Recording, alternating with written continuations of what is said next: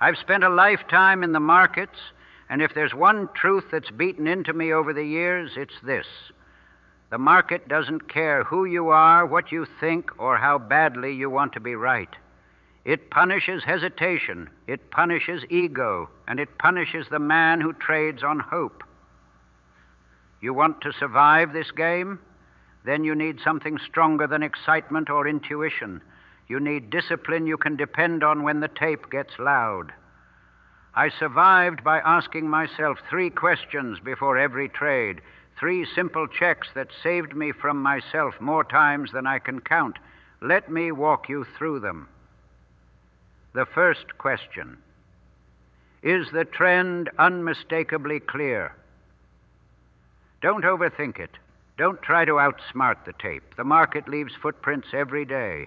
If prices are marching higher, you'll see it. If they're breaking down, you'll see that too. And if the action is muddy and directionless, then the correct move is doing nothing. When I was young, I would force trades just because I was impatient. I'd buy because something looked cheap, or sell because it looked tired. That approach cost me more than any losing streak ever did. My worst decisions came when I convinced myself I had to be in the action. The truth is simple. Trading against a clear trend is volunteering to get run over by a train. Trading in a trendless market is choosing to drown in noise. Your job isn't to predict the future. Your job is to recognize what's already happening. The second question: can I take the hit if I'm wrong? This one separates speculators from survivors. Most people plan their trades around what they hope to make. I plan mine around what I can afford to lose, because the market doesn't owe me profit, but it will happily hand me a loss if my judgment slips. Before I enter anything, I decide exactly where I'm wrong. Not in the heat of a red candle, not after the trade sinks. I decide beforehand. If price hits that point, I'm out, whether it hurts my pride or not. I've watched traders lose entire accounts because they couldn't accept a small, manageable loss. They held, they hoped, and they waited for a miracle. But miracles don't come in this business.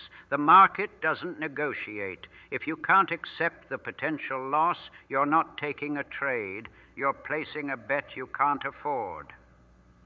The third question: does the size of this trade respect my capital? You can get the trend right. You can even get the risk right. But if you size the trade like a fool, it can still destroy you. I've done it myself. Betting too heavy because a setup looked perfect. That's the kind of thinking that wipes men out. An oversized position turns every tick into a threat. It makes you jumpy. It makes you emotional. It makes you break your own rules.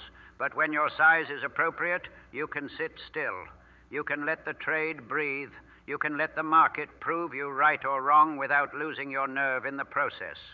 Size is the quiet killer in this game. The wrong size makes good traders look inexperienced. The right size lets average traders become consistent. Now, I'll tell you something that took me years to understand. Most traders don't get destroyed by bad ideas. They get destroyed by bad habits. They hold losers. They bail on winners. They violate their own rules because they're excited or scared or stubborn. The market exposes every weakness you refuse to deal with. The only real edge a trader has is mastering himself. These 3 questions, trend, risk, and size, became my anchor when the market tried to shake me out. They stopped me from acting on emotion. They kept me alive long enough to grow. So here's my advice, plain and simple. Before you enter your next trade, stop and run through these questions. If you can't answer all 3 with absolute clarity, you have no business pushing that button. Patience is cheaper than regret. Discipline is more profitable than excitement. And survival is what keeps the door open for every future win. That's the hidden edge most traders never learn.